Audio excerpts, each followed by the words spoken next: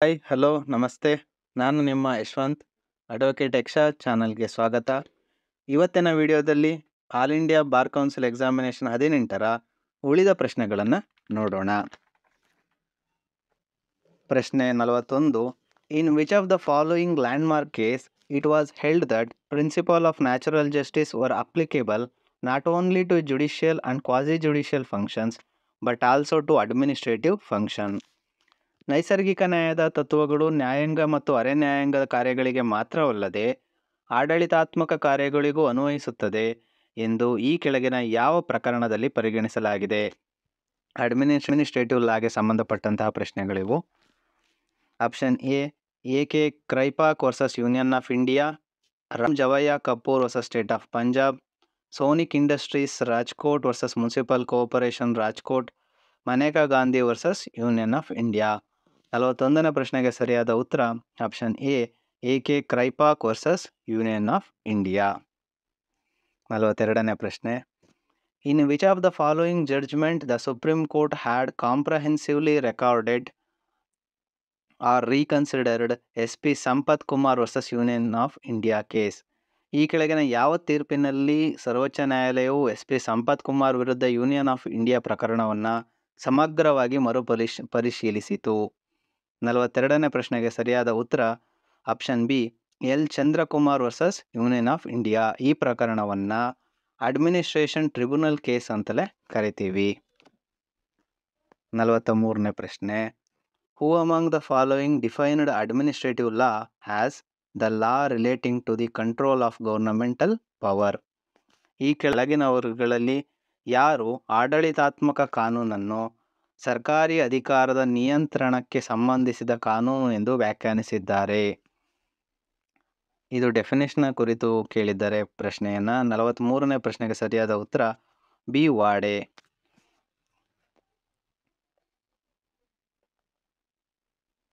44ನೇ ಪ್ರಶ್ನೆ. What penalty is prescribed for persons ಇಲ್ಲಿಗಲಿ practising in a court under advocate act 1961? ವಕೀಲರ ಕಾಯ್ದೆ 1961ರ ಅಡಿಯಲ್ಲಿ ನ್ಯಾಯಾಲಯಗಳಲ್ಲಿ ಕಾನೂನು ಬಾಹಿರವಾಗಿ ಅಭ್ಯಾಸ ಮಾಡುವ ವ್ಯಕ್ತಿಗಳಿಗೆ ಯಾವ ದಂಡನವನ್ನು ಸೂಚಿಸಲಾಗಿದೆ?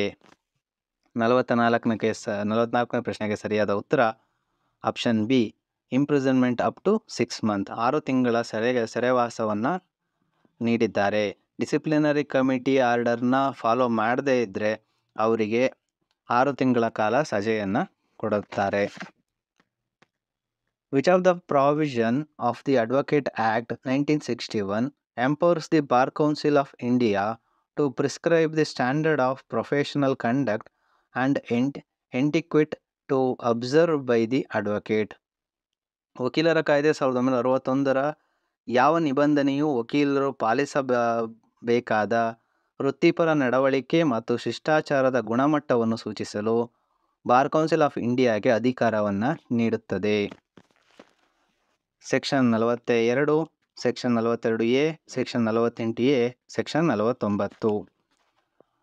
ಈ ಕೆಳಗಿನ ಆಪ್ಷನ್ಗಳಲ್ಲಿ ಸೆಕ್ಷನ್ 42 ಏನು ಹೇಳುತ್ತದೆ ಅಂತಂದರೆ, disciplinary committee of bar council is equal power of civil court. Civil ನ್ಯಾಯಾಲಯಕ್ಕೆ ಇರುವಂತಹ ಅಧಿಕಾರ ಬಾರ್ ಕೌನ್ಸಿಲ್ಗಳು ಸಹ ಇರುತ್ತದೆ. Section 42A power of bar council of India ಅದರ ಬಗ್ಗೆ ತಿಳಿಸುತ್ತದೆ. Section 48A power of review the judgement of state bar council of India. State bar ಕೌನ್ಸಿಲ್ಗಳು ಕೊಟ್ಟಂತಹ ತೀರ್ಪುಗಳನ್ನು ಮರುಪರಿಶೀಲನೆ ಮಾಡುವಂತಹ ಅಧಿಕಾರ 48A ನೀಡಿದ್ದಾರೆ. ಸೆಕ್ಷನ್ 49 ನಡವಳಿಕೆ ಮತ್ತು ಶಿಷ್ಟಾಚಾರದ ಬಗ್ಗೆ ತಿಳಿಸುತ್ತದೆ. 45ನೇ ಪ್ರಶ್ನೆಗೆ ಸರಿಯಾದ ಉತ್ತರ ಆಪ್ಷನ್ ಡಿ ಸೆಕ್ಷನ್ 49. 46ನೇ ಪ್ರಶ್ನೆ. Which of the following is incorrect according to the bar council of India rules? Bar council of India ನಿಯಮಗಳ ಪ್ರಕಾರ ಈ ಕೆಳಗಿನವುಗಳಲ್ಲಿ ಯಾವುದು ತಪ್ಪಾಗಿದೆ? An advocate can plead in any matters in which he is himself pecuniarily interested. ಒಬ್ಬ ವಕೀಲನು ತಾನು ಆರ್ಥಿಕವಾಗಿ ಆಸಕ್ತಿ ಹೊಂದಿರುವ ಯಾವುದೇ ವಿಷಯಗಳಲ್ಲಿ ವಾದಿಸಬಹುದು. An advocate shall appear in the court at a time only in the prescribed dress. ವಕೀಲರು ಎಲ್ಲ ಸಮಯದಲ್ಲೂ ನಿಗದಿತ ಉಡುಪಿನಲ್ಲಿ ಮಾತ್ರ ನ್ಯಾಯಾಲಯಕ್ಕೆ ಹಾಜರಾಗಬೇಕು. An advocate shall not stand as a surety for his client.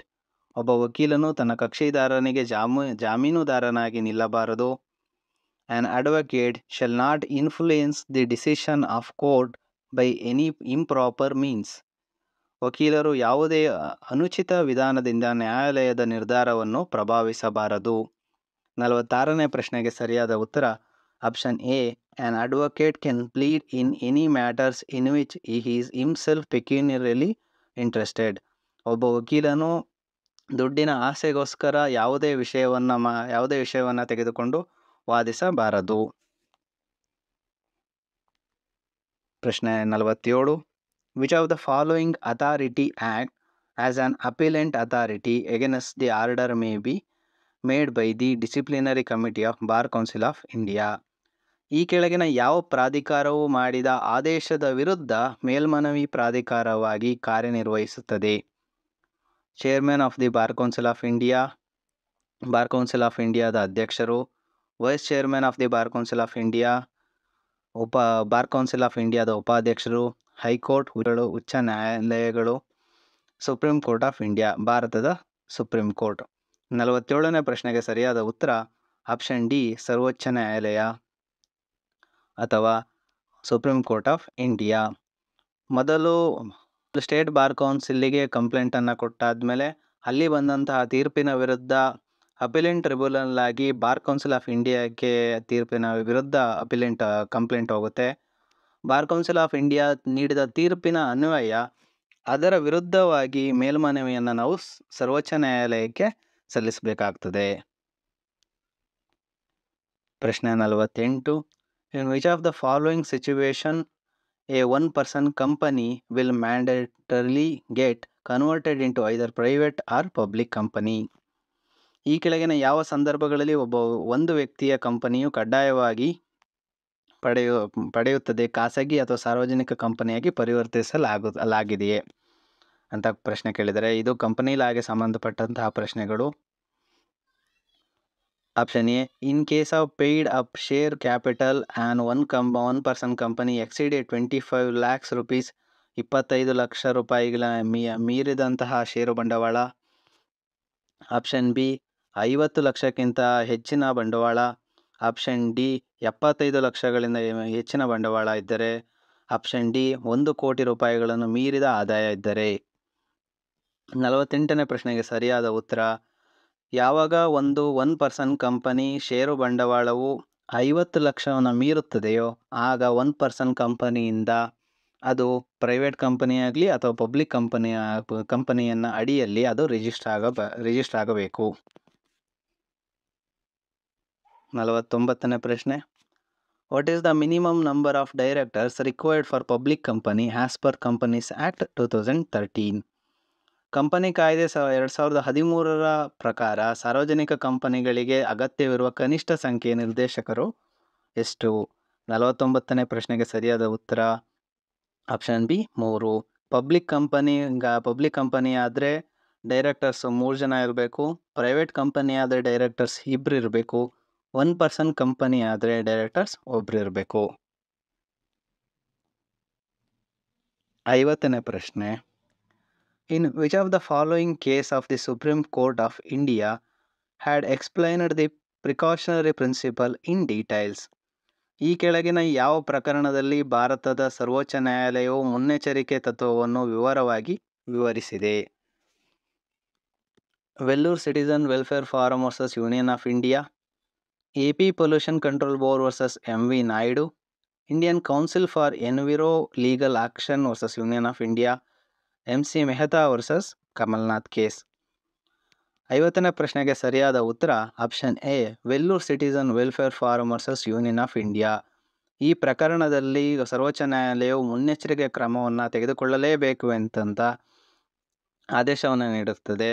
Vellore citizen welfare forum versus union of India ಈ ಪ್ರಕರಣದಲ್ಲಿ ತಮಿಳುನಾಡಿನಲ್ಲಿ ಹರಿಯುವಂತಹ ಪಾಲಾರ್ ನದಿಗೆ ಅಲ್ಲಿನ ಕೈಗಾರಿಕೆಗಳು ಕಲುಷಿತ ನೀರನ್ನು ಫಿಲ್ಟರ್ ಮಾಡದಲೇ ಬಿಡ್ತಾ ಇರೋದನ್ನು ಖಂಡಿಸಿ ಅಲ್ಲಿರುವಂತಹ ಜನ ಅಥವಾ ಅಲ್ಲಿನ ವೆಲ್ಫೇರ್ ಸಿಟಿಸನ್ ವೆಲ್ಫೇರ್ ಫಾರಂ ಸರ್ವೋಚ್ಚ ನ್ಯಾಯಾಲಯಕ್ಕೆ ಪಬ್ಲಿಕ್ ಇಂಟ್ರೆಸ್ಟ್ ಲಿಟಿಗೇಷನ್ನ ಸಲ್ಲಿಸುತ್ತದೆ.